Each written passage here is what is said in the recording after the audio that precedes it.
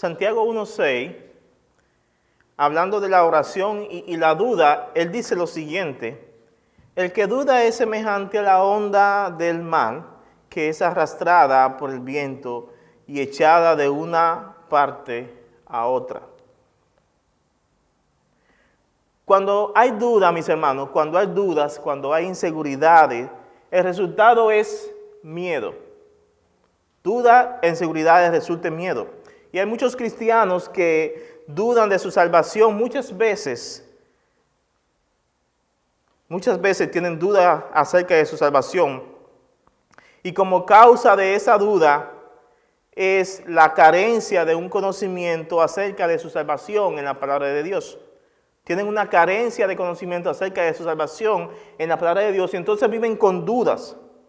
Otras veces es el pecado quien siembra esas dudas en el creyente que frecuenta el pecado acerca de su salvación.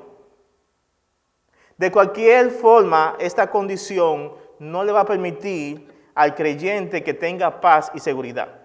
Cuando hay dudas, hay miedo, inseguridades en cuanto a la salvación y en cuanto a otras cosas. No va a tener seguridad, no va a poder disfrutar de una vida abundante en Cristo, como dice en Juan 14. Sus oraciones estarán cargadas de inseguridades e incertidumbre. Orarán a Dios, ¿será que Dios me escuchó? ¿Será que no?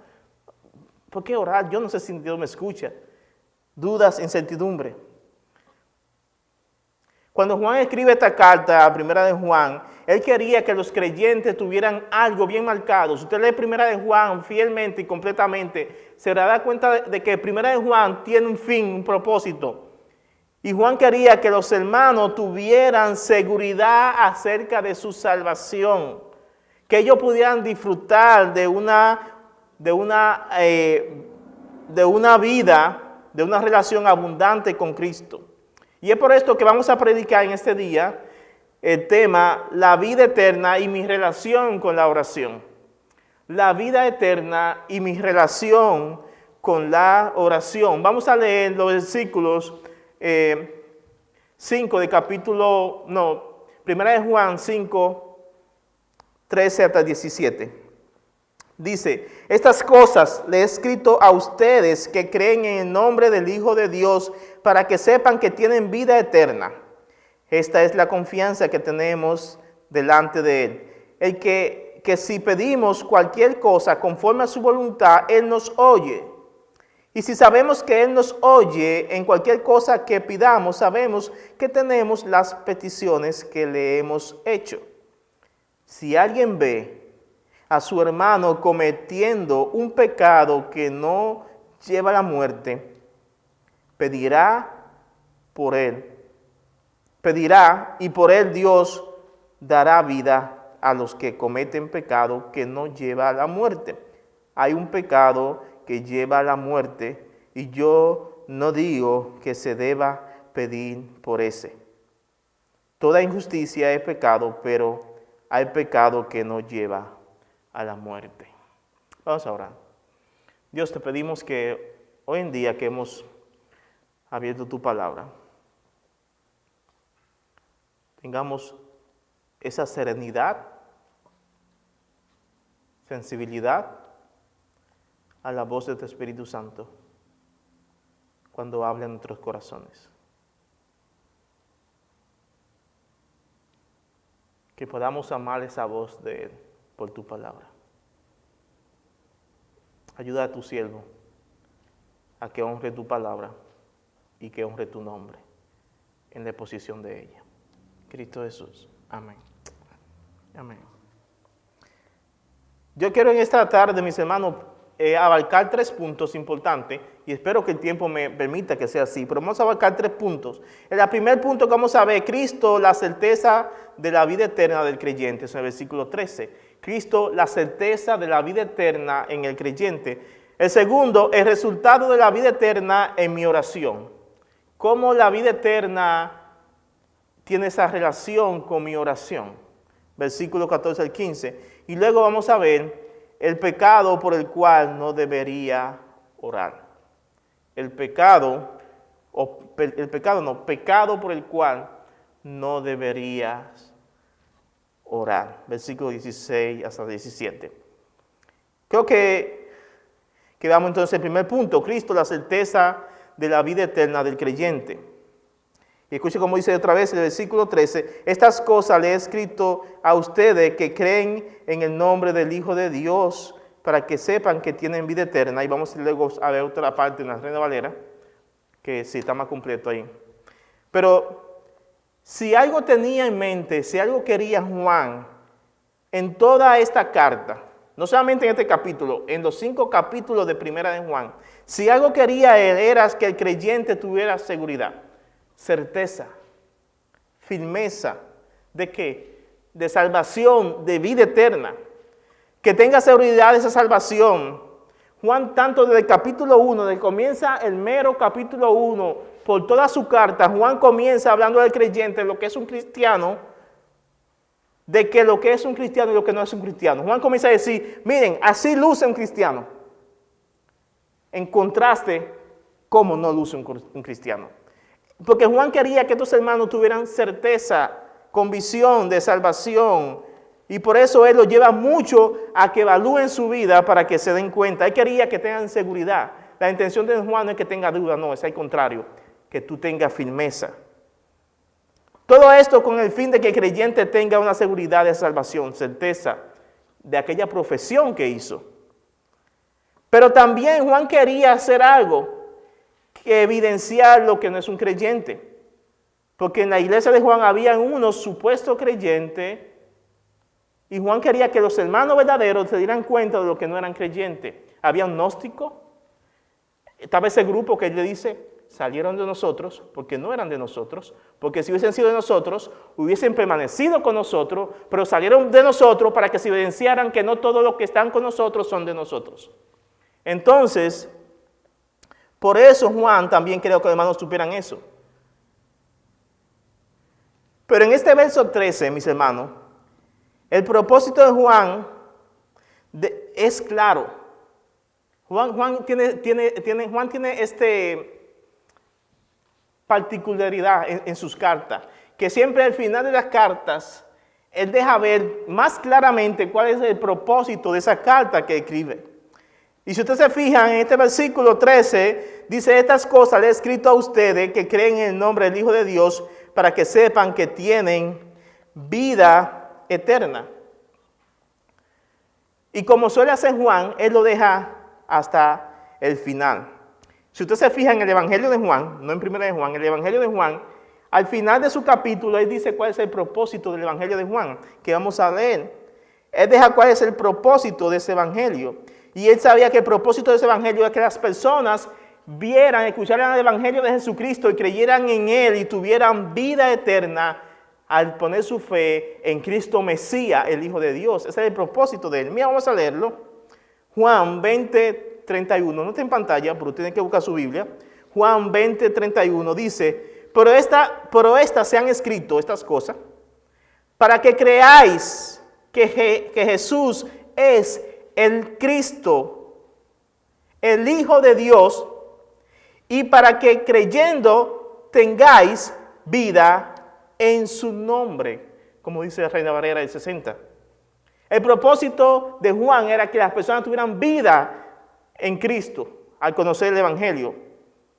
Ahora, Juan quería, en Primera de Juan quería que sus lectores supieran a quién iba a dirigir esta carta.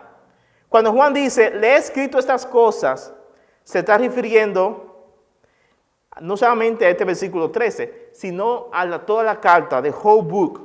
A toda la carta Juan se estaba refiriendo en este capítulo. Y Juan deja bien marcado en este versículo 13 cuál es el propósito de esta carta. Miren cómo dice el versículo 13.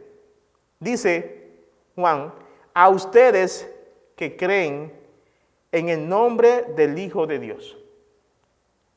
A ustedes que creen en el nombre del Hijo de Dios. Es interesante porque literalmente en griego lo que quiere decir es a ustedes los creyentes en el Hijo de Dios.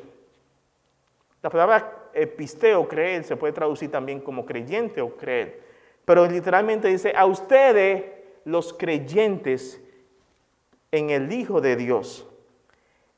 Esta certeza de vida eterna que Juan quería que los creyentes tuvieran era para aquellos que eran cristianos. Pero dice a los creyentes, ¿no? Juan no quería que el inconverso tuviera certeza, porque certeza de qué. El inconverso no puede tener certeza de salvación porque ni tiene salvación.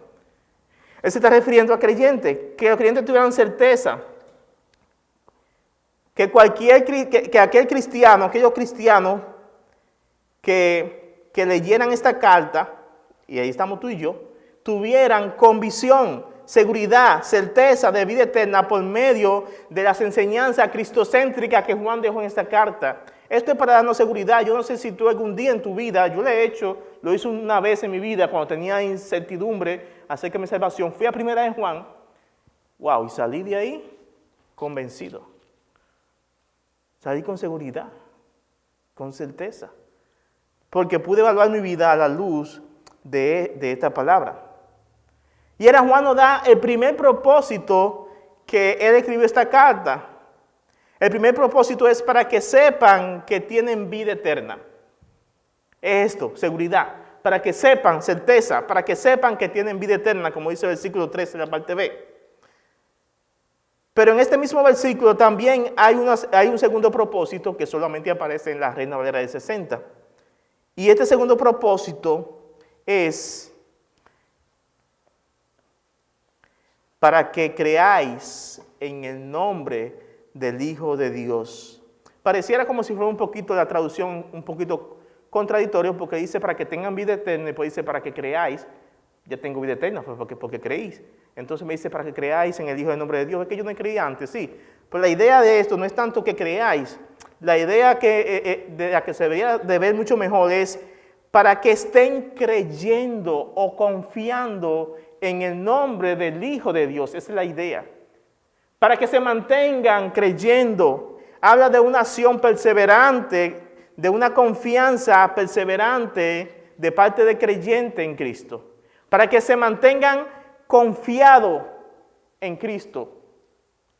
Para que tengan seguridad de salvación, vida eterna, y para que se mantengan ahí firmes en ese Hijo.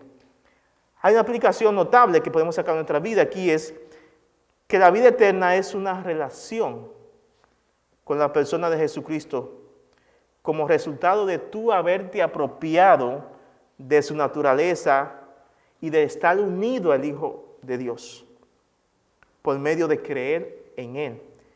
Si usted lee un poquito en su Biblia, no está aquí, pero léese los versículos 11 y 12 de este capítulo 5. Miren cómo dice el versículo 11 y 12. Dice, y el testimonio, y Él ha dado, y el testimonio es este, que Dios nos ha dado vida eterna, y esta vida está en su Hijo. Versículo 12. El que tiene al Hijo tiene la vida, y el que no tiene al Hijo de Dios no tiene la vida. Esto es para dar certeza. Esto debe atraer a usted y a mí, debería traer seguridad, confianza en el creyente. Al saber que usted tiene, si ha creído en Cristo, esa vida en Él. Miren, yo no sé si usted ha pensado, pero las personas que viven con incertidumbre acerca de la salvación son personas infelices. Son personas temerosas, son personas que viven en su mente con un pie en el infierno y con un pie en el cielo, porque no saben si están allá o si están aquí. No saben cuál es su fin y viven temerosos. Pero cuando usted abraza y ha creído, ha convencido por su palabra que usted es hijo de Dios, entonces tiene certeza. Miren cómo dice Matthew Henry, porque esto va de la mano también. Cuando usted tiene inseguridad acerca de la salvación, incertidumbre, eso se va a reflejar mucho en cómo vivimos la vida cristiana.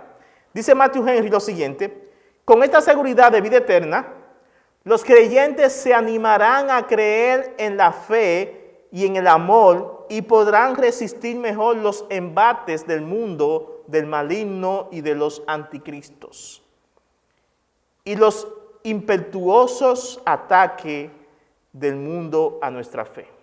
Un cristiano con seguridad de salvación y firmeza en la fe embate más fuerte y seguro el adversario, el mundo, el enemigo y lo que venga. Porque el enemigo no va a sembrar la semilla de duda porque tú tienes convicción doctrinal, convicción de fe en esto. Ahora, quiero que veamos otro punto, el punto número 2.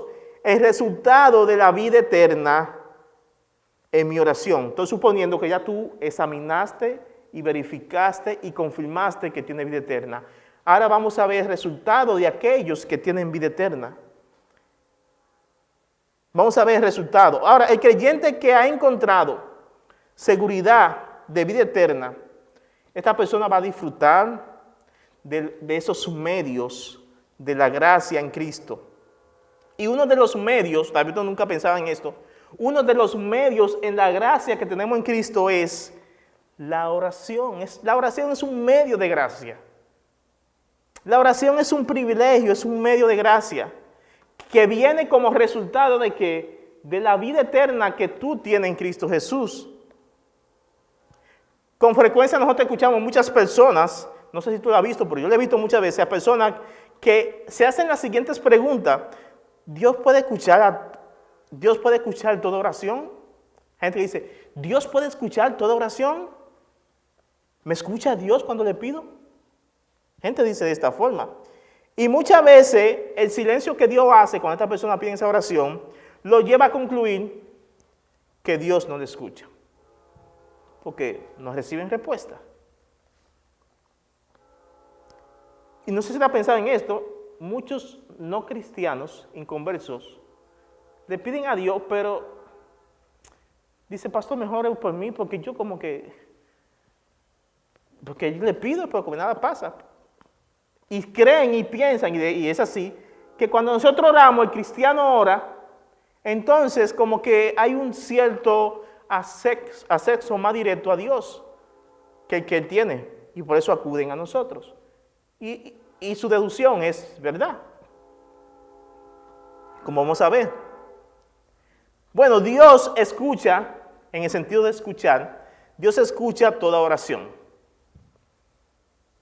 Porque Dios es todopoderoso, Él es omnisciente. Dios sabe todo acerca de todo. Incluso Dios escucha algo interesante. Dios escucha las oraciones inconscientes. Dios escucha las quejas. Dios escucha las murmuraciones. Y como ejemplo, ahí está Israel en Números capítulo 14, en el desierto, murmurando, hablando escondido, quejándose en contra de Dios y de sus líderes, y Dios escuchó y mandó juicio. En un sentido, Dios escucha toda oración porque Dios no puede no saber nada. Dios sabe todo. Ahora, pero la oración que Dios atiende, la oración que Dios le presta su oído para dar respuesta, con delicadeza y con cuidado y amor, solamente son aquellas oraciones del creyente. Son aquellas oraciones del creyente y aquellas oraciones que van de acuerdo a lo que nos dice 1 de Juan 13 hasta el 15. Las oraciones que van alineadas a esta forma en que Dios dice que debemos orar son aquellas que Dios responde, que Dios escucha. Y lo primero que encontramos aquí, vamos a leer el versículo 13 de 13 ya lo leímos, pero vamos a leer el 14, dice: esta es la confianza después de tener vida eterna. Esta es la confianza que tenemos delante de Él, delante de Dios. ¿Qué? Que si pedimos cualquier cosa conforme a su voluntad, Él, Dios, nos oye. Y si sabemos que Él nos oye en cualquier cosa que le pidamos, sabemos que tenemos las peticiones que le hemos hecho. Vamos a tratar de entender lo que está diciendo Juan aquí, porque Juan está diciendo que cuando la oración cumple estas condiciones, y estamos hablando de la oración del cristiano, cuando la oración del cristiano cumple estas condiciones, ¿qué? Saber que tú tienes vida eterna. Eso vimos en el versículo 13, el primero, saber que tú eres cristiano. Cuando cumple esa condición de que tú sabes que eres cristiano, y la segunda condición y estar pidiendo conforme a la voluntad, que significa alineado a la voluntad de Dios, dice que Él que te escucha. Dios te escucha. Si oramos de acuerdo a esa voluntad de Dios, esa voluntad soberana, y de acuerdo a sus propósitos, tendremos la respuesta a nuestra oración conforme al tiempo de Dios. No se escape eso. Dios va a contestar, si oramos adecuadamente y conforme a su voluntad, Él va a contestar conforme a su tiempo. Y esto es como resultado de la vida eterna. Es por esto que el que no conoce a Dios puede pedir, pero no va a recibir respuesta. Porque está en enemistad con Dios, está en pecado.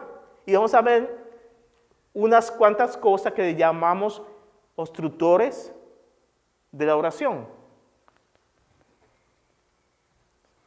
El cristiano tiene esta confianza en Dios de que si pedimos a Dios algo conforme a su voluntad, Dios le dará o no le dejará sin respuesta.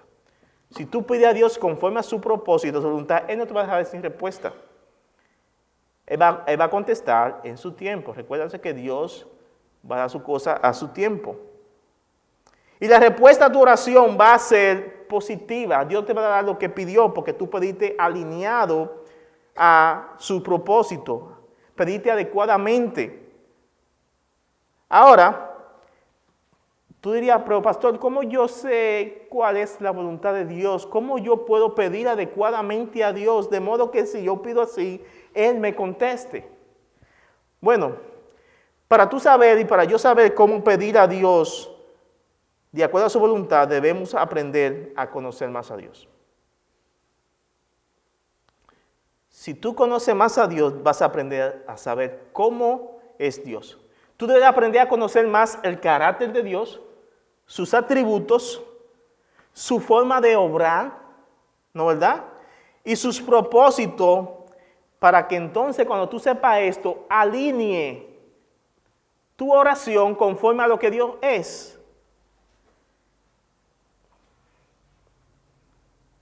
Cualquier oración que tú y yo pedimos a Dios, que va en contra del carácter de Dios, mira, mi hijo o mi hija, ni te esfuerces en pedir porque Dios no te va a contestar.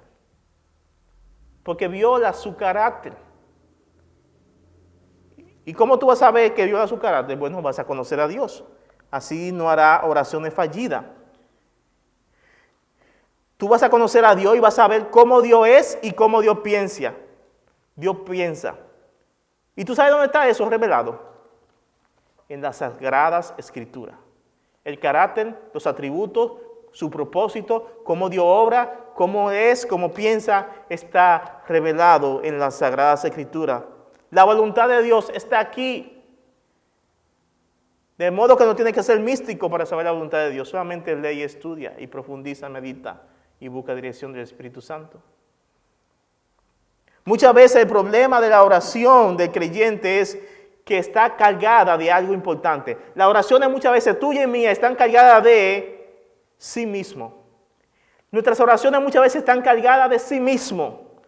Son oraciones para nuestra gloria y para nuestro deleite. Y no pedimos conforme a la voluntad de Dios y entonces esperamos que Dios nos conteste ese tipo de oraciones. Claro que no. Dios no lo va a hacer.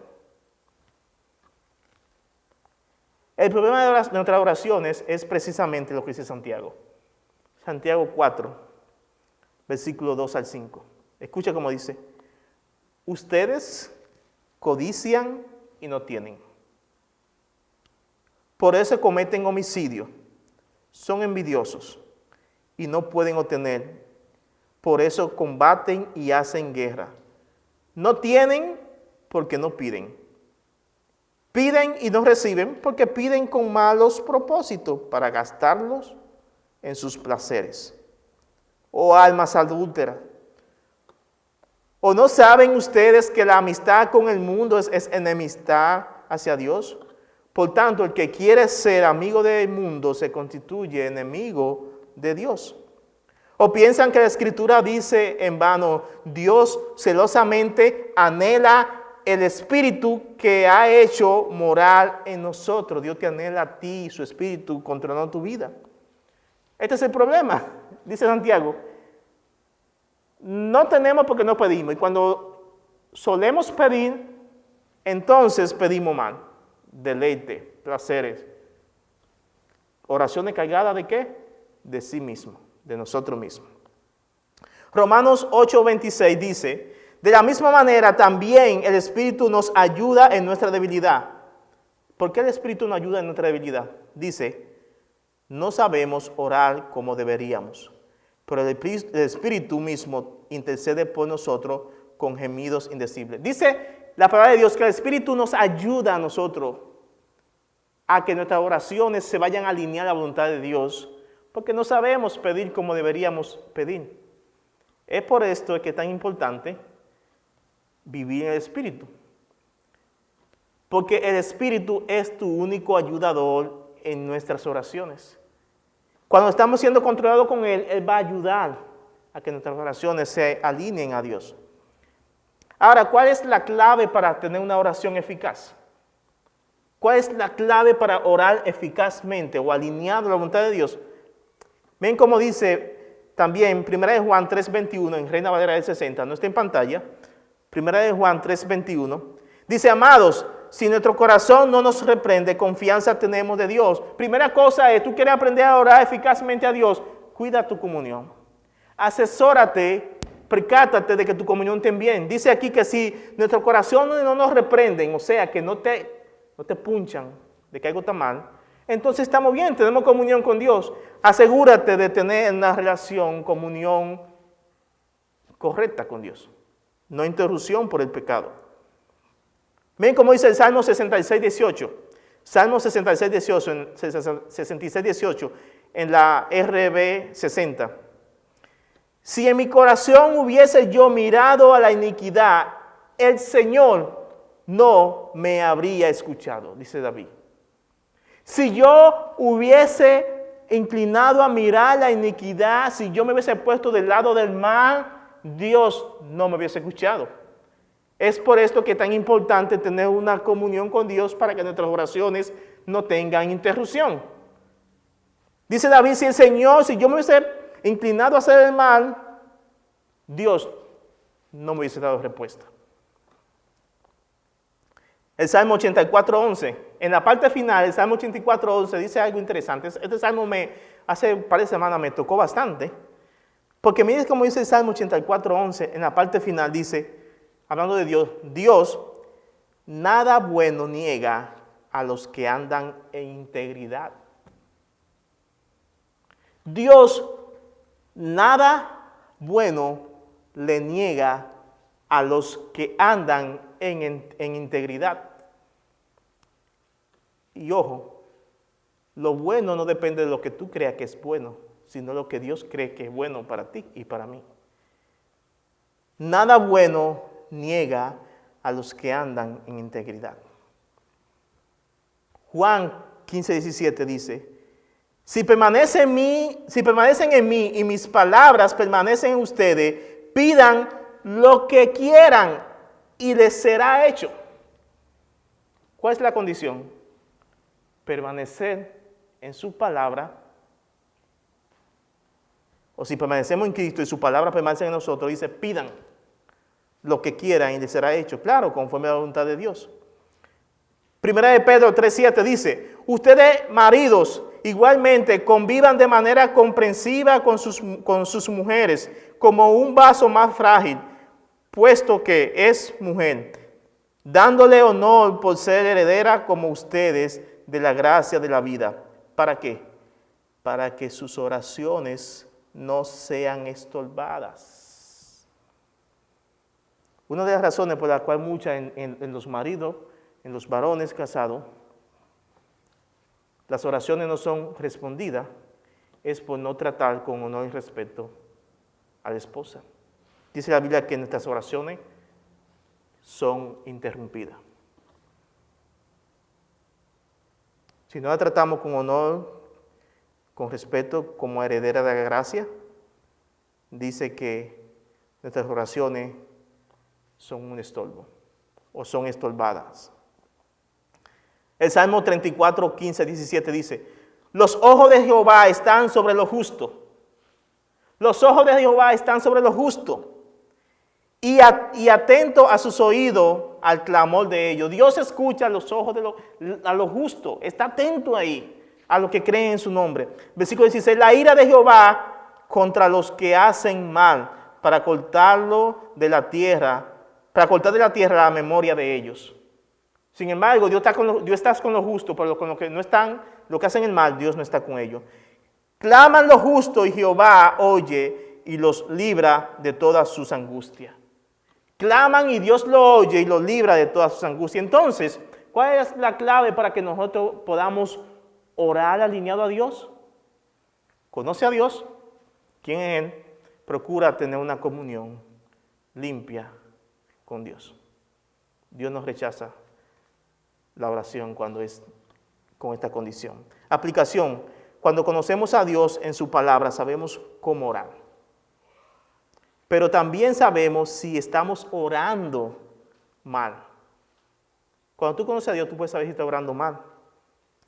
Porque Dios no contestará ninguna oración que vaya en contra de su carácter, de su voluntad y de sus propósitos eternos. No lo hará. Veamos el último punto. Pecado por el cual no debería orar. Pecado por el cual tú y yo no deberíamos orar. Versículo 16, 17. Si alguien ve a su hermano cometer un pecado que no lleva a la muerte, pedirá y por él Dios dará vida a los que cometen pecado que no lleva a la muerte. Hay un pecado. Y quiero aclarar esta parte aquí. Dice, hay un pecado. En la RB 60 no aparece hay un pecado. Hay pecado que nos lleva a la muerte. Yo no digo que se deba pedir por ese. Toda injusticia es pecado, pero hay pecado que nos lleva a la muerte. Nosotros debemos de orar por los hermanos que pecan. Incluso debemos de orar por el mundo pecador. Es una responsabilidad nuestra. Orar por los hermanos que pecan, que cometen pecado y por el mundo pecador. Eso es nuestro deber como cristianos. Juan dice que si nosotros vemos a un cristiano, a un hermano que comete un pecado que no sea de muerte, nosotros debemos orar por ese hermano. Debemos de interceder cuando el hermano o la hermana está en el error. Debemos de hacerlo. Nosotros debemos de orar por los pecados de injusticia, como dice el versículo 17. Orar por aquellos pecados de injusticia. ¿Y qué es injusticia? La injusticia es cometer hechos injustos, iniquidad, hacer maldades y agredir de hecho o de palabras. Eso es injusticia. Debemos de orar por estas actitudes pecaminosas que los hermanos tienen, así como la del mundo, de nuestras sociedades, de nuestros países. Debemos de orar. Esto es parte de la voluntad de Dios y parte del deber que Dios quiere que hagamos. Que oremos por el hermano. Que oremos. Juan dice que si oramos por los hermanos que flaquean espiritualmente, cuando infringen en un pecado, Dios nos escucha. Porque esto es bueno, esto es agradable, esto es conforme a su voluntad. ¿Ve cómo conoce a Dios? Orar por hermanos es de acuerdo a la voluntad de Dios cuando cometen pecado, como dice el versículo 14 y 15. Y Dios le dará de vida a aquel hermano que haya cometido pecado que no sea de muerte. El que haya cometido pecado que no sea de muerte, Dios le dará vida. Algo interesante aquí, cuando dice que Dios le dará vida, no quiere decir que Dios le va a dar vida eterna al hermano, porque ya el hermano tiene vida eterna, no es eso. La palabra vida ahí no es vida en el sentido de vida eterna, sino lo que quiere decir es que Dios va a restaurar a ese hermano. Dios va a fortalecer al hermano débil por medio de ¿qué? Del arrepentimiento y el perdón de pecado y la restauración a la santidad. Eso es lo que significa darle vida. Va a dar vida restaurando al hermano a la santidad. Santiago capítulo 5, versículo 14 al 15 dice, ¿está alguno entre vosotros enfermo? Llame a los ancianos de la iglesia y ore por él, ungiéndole con aceite en el nombre del Señor. Y la oración de fe salvará al enfermo y el Señor lo levantará. Y si hubiera, aquí está, y si hubiere cometido pecados, le serán perdonados. Es importante orar por el hermano que peca, porque Dios puede atender a la oración y puede restaurar a ese hermano. También Santiago dice en el capítulo 5, versículos 19 y 20, en la Reina Valera de 60, dice, hermanos, si alguno de entre vosotros se ha extraviado, o sea, se ha desviado de la verdad y alguno le hace volver, sepa que el que haga volver al pecador del error de su camino, salvará de muerte a un alma y cubrirá multitud de pecados. Hay que orar por el hermano. Efesios 6:18 dice, orad en todo tiempo, con toda oración y súplica en el Espíritu, y velad con ello, con toda perseverancia y súplica por todos los santos. Orar por todos los santos. Es deber de cristiano orar por otros cristianos, aun cuando ellos pecan. Colosenses 4:2 al 3 dice, y perseverad en la oración, velando en ello con acción de gracia, orando también al mismo tiempo por nosotros, dice Pablo. Hay que orar por el hermano. Ahora, el punto que queremos entrar es pecado por el cual Juan recomienda que no se debería o no deberíamos orar. Pecado por el cual Juan recomienda que no deberíamos orar. Pregunta, ¿cuáles son los pecados que llevan a la muerte? Pues Juan menciona esto aquí. ¿Cuáles son los pecados que llevan a la muerte? Antes de pasar a dar respuesta a esta pregunta, yo creo que veamos algunas cosas visibles en este versículo que son claras. ¿No, verdad? Vamos a ver algunas cosas que son visiblemente claras en este versículo 16 y 17.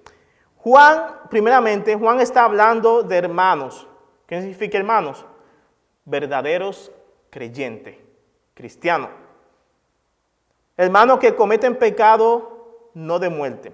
Es interesante que cada vez que Juan usa la palabra hermanos o hermano, en primera de Juan se refiere a cristiano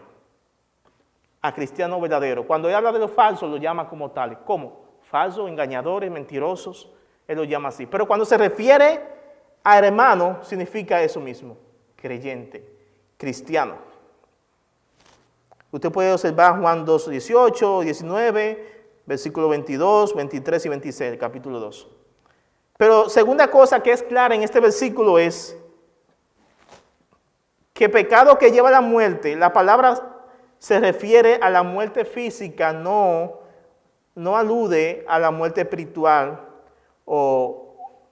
ni a la muerte eterna. Juan, cuando dice que lleva a la muerte, no se está refiriendo a muerte eterna o muerte espiritual, es muerte física. Estas cosas son claras en este versículo. Porque Juan se refiere aquí a los hermanos en la fe que no pueden perder la salvación. Juan está hablando de muerte física, no de muerte espiritual, porque no puede llamar a alguien hermano creyente verdaderamente en la fe y luego decir que pierden salvación al morir eternamente. Esto es muerte física.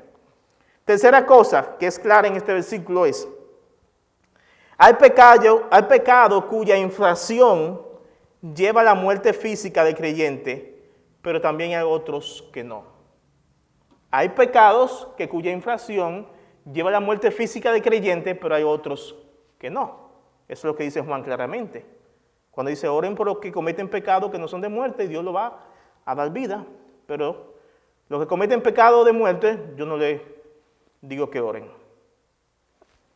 Cuarta cosa, Juan no ordena que no se ore por los que cometen pecado de muerte, sino que en su opinión, es lo que está dando Juan, en su opinión no vale la pena hacerlo. Él no dice que no ore, pero él dice en su opinión no vale la pena hacerlo. Pero quien ora no está mal, como quien no ora. Es lo que Juan está tratando de decir. Ahora vamos al punto. ¿Cuáles son los pecados que llevan a la muerte? ¿Cuáles son los pecados que llevan a la muerte? Déjeme decirle que hay mucha discusión en cuanto a esto. Hay varias opiniones acerca de cuáles son los pecados que llevan a la muerte.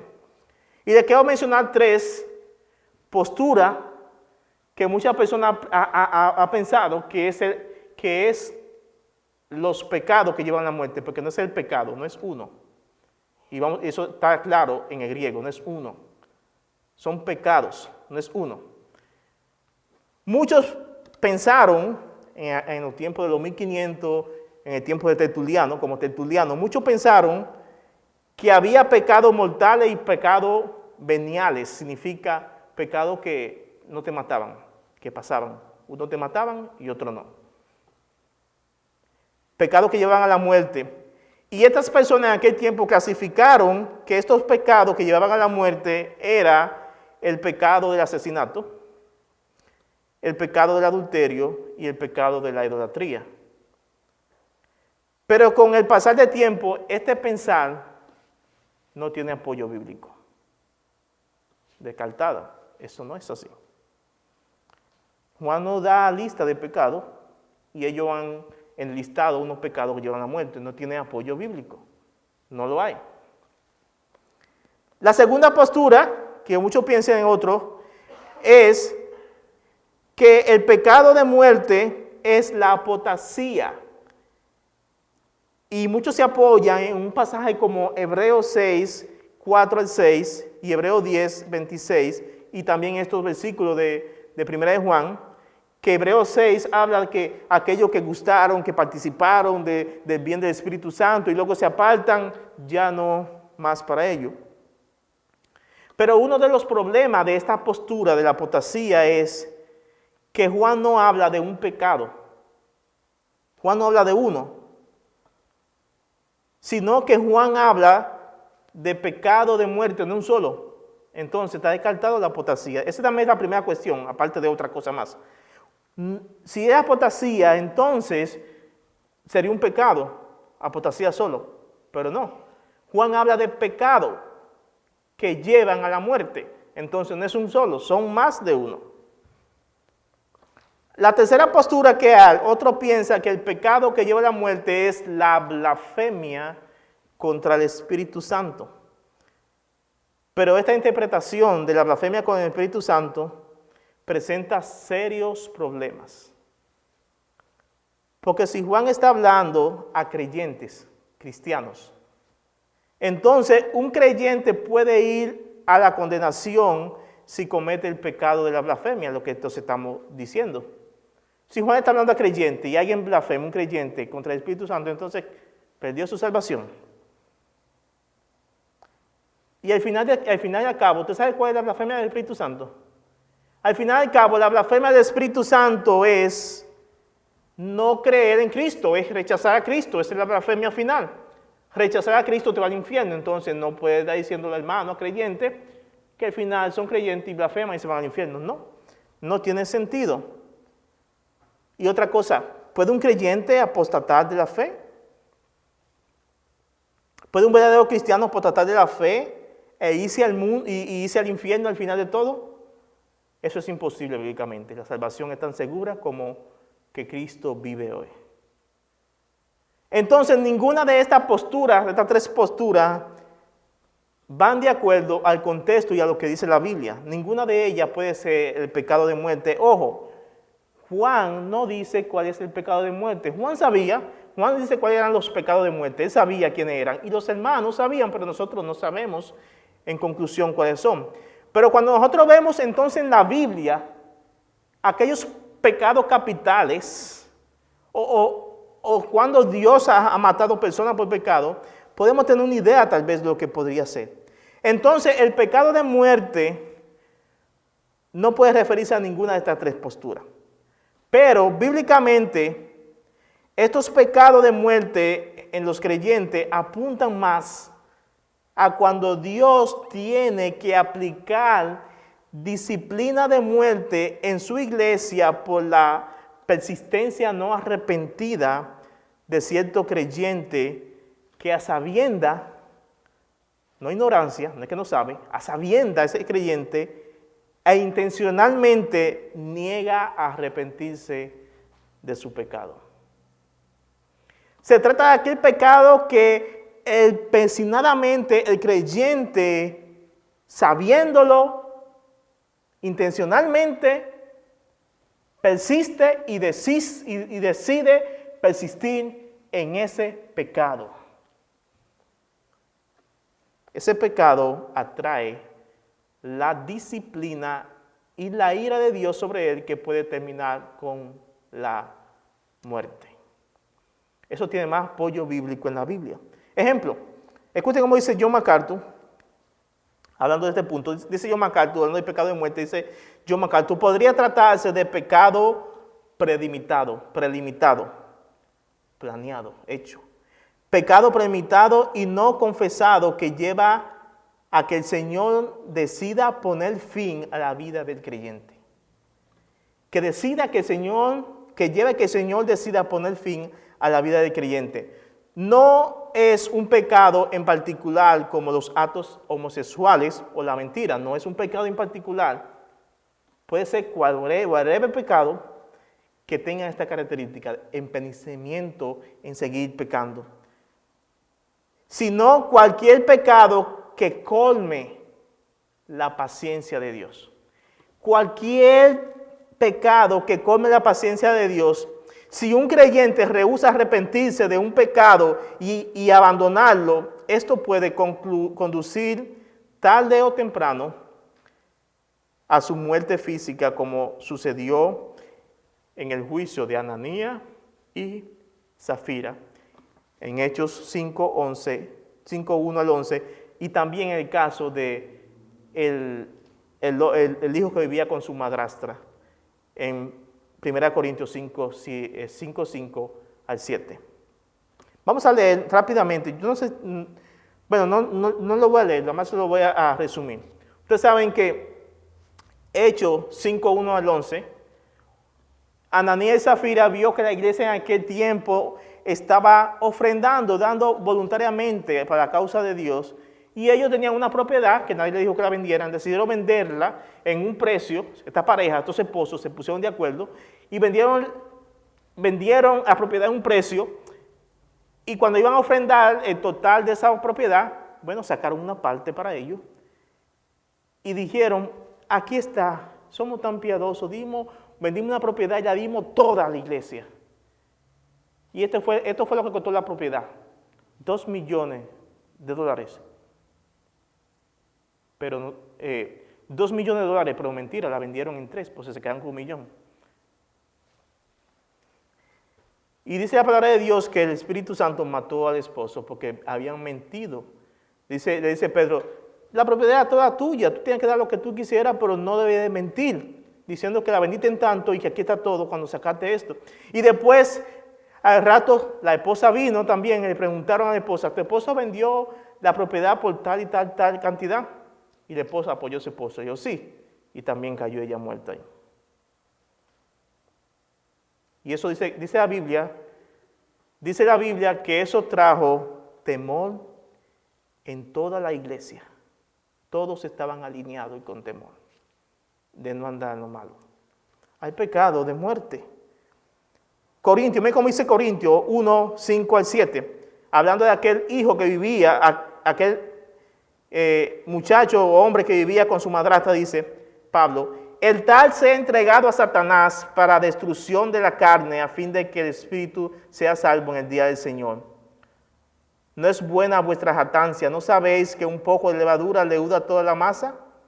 Limpiaos pues de la vieja levadura, para que sea nueva masa sin levadura como sois, porque vuestra Pascua, que es Cristo, ya fue sacrificada por vosotros.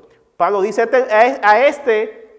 a este perverso, como dice en la Reina Valera, se ha entregado a Satanás para que destruyan su cuerpo, pero que su alma se salve en el día del juicio.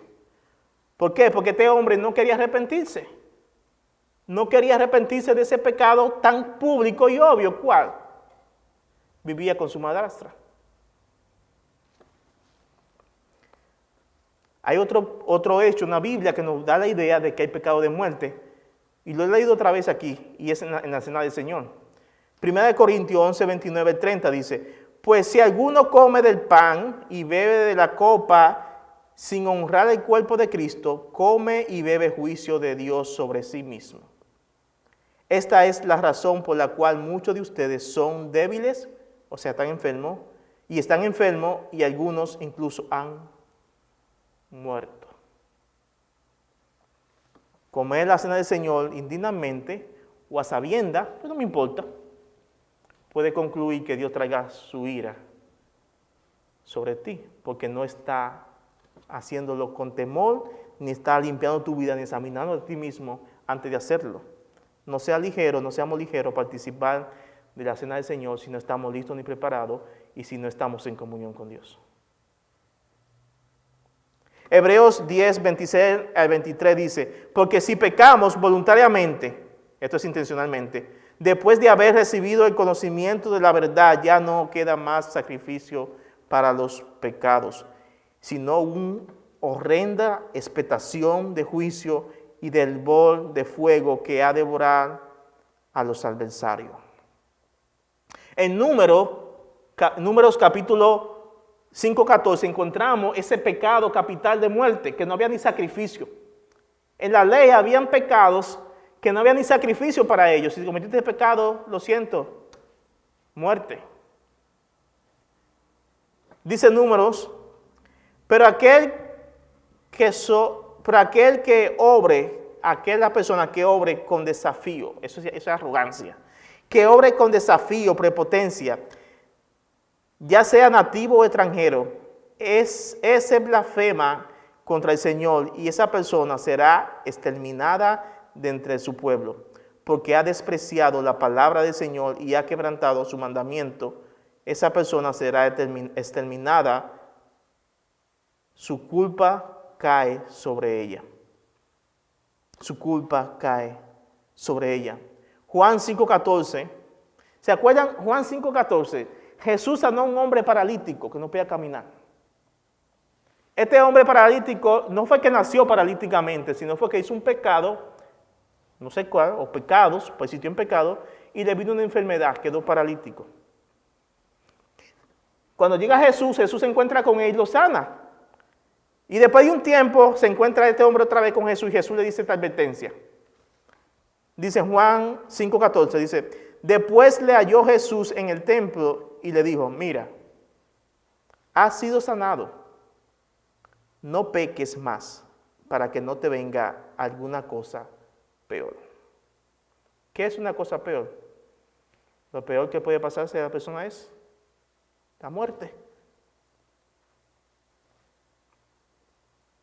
Conclusión, entonces, hay pecados, mis hermanos, que son de muerte. No sabemos específico, no es uno, pero pues, la idea es aquella conducta de un creyente que persiste en un acto de rebeldía a pesar de saber que está en pecado y no quiere hacerlo y se rehúsa a hacerlo. Dios puede terminar con la muerte, a esa persona con su vida por la muerte, si eso llega a colmar la paciencia de Dios. Lo interesante es que es Dios quien lo hace. Y Él sabe el tiempo y la hora, pero estos podía ser posiblemente los pecados de muerte que Juan se estaba refiriendo. Aquel pecado que dice no me importa y sigue a sabiendas, sin arrepentimiento, sin dolor, sin volverse a Cristo. Entonces, ¿qué cosa aprendimos? 5 cosas aprendimos en este tiempo que tuvimos. El creyente en Cristo tiene certeza, seguridad de vida eterna en Él, en Cristo. Y vive consciente de esa realidad. Que vive consciente de esa realidad, le ayuda a poder disfrutar realmente de su salvación y de una vida cristiana abundante. Cuando tú tienes seguridad de salvación, disfruta de una vida abundante. Lo contrario a una vida insegura es que tú vas a estar de allá para acá con dudas, con temores, con lleno de inseguridades e infelicidad. Así es una vida cargada, llena de temores, que no tiene seguridad de salvación. Segundo, el cristiano tiene la oración como una herramienta de gracia para hablar con Dios e interceder por otros Disfruta esa herramienta de gracia si conoce a Dios. El mundo impío no lo tiene, pero tú sí lo tienes. Disfruta la herramienta de gracia que es la oración, una de ellas, y intercede por otros. Cuando el creyente pide alineadamente a esa voluntad de Dios, después de haber conocido a Dios, su carácter, su propósito, y pide alineadamente, Dios le escucha y le responde a su tiempo. ¿Qué bendición es esa? Tercera cosa que aprendimos, es deber del cristiano orar por los hermanos en la fe que cometen pecado que no es de muerte. Hay que orar por ellos. No sea tan pronto, tan rápido, cuando fulanito o fulanita cae en el pecado. Ahí está chismeando. Ora. Ora por él. Dobla las rodillas, duélete.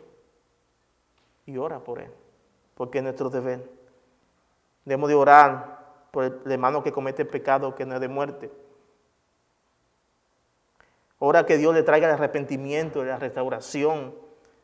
Porque es voluntad de Dios que oremos de esta forma para que Él le dé vida a ese creyente que ha fallado.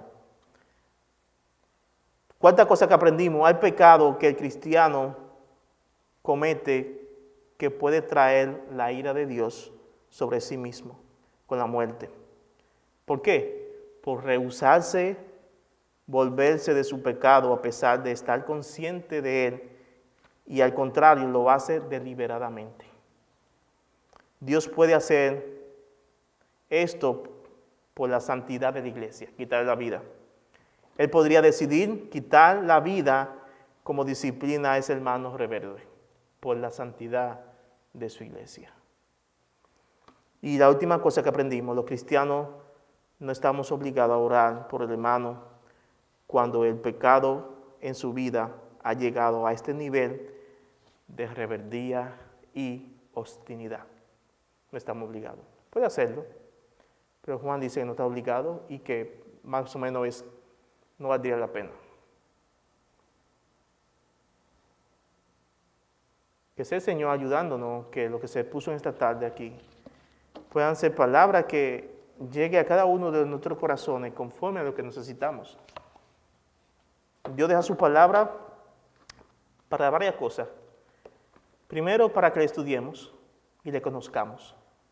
Segundo, para que vivamos y le obedezcamos. Entonces, el reto es obedecer, seguirlo y darle gracias a Dios por su palabra. Vamos a orar. Dios, gracias por este tiempo que hemos abordado aquí para predicar tu palabra. Gracias porque sabemos que cada vez que nos exponemos a tu palabra no podemos igual, porque eres tú que estás hablando por ella. Tú hablas en tu palabra. Y qué bueno porque nos hablan. Porque el pueblo de Israel estuvo 400 años antes de que el Mesías viniera en oscuridad y seguro que anhelaban escuchar la palabra de Dios, pero no la tenían. Así que es un privilegio que nosotros la tenemos el día de hoy y la escuchamos. Ayúdanos a honrarte y a obedecerte, Señor. Gracias por cada uno de los hermanos que estamos aquí, Señor. Que tú bendigas su vida y que le ayudes a que vivamos una vida que sea conforme a tu propósito y voluntad. Una vida para tu gloria. Ayúdanos a ser un pueblo que te ama, que te obedece, que cree en tu palabra, que confiese tu nombre, Señor, que tú eres nuestro Dios. Oramos todo esto en el nombre de Cristo Jesús. Amén. Amén.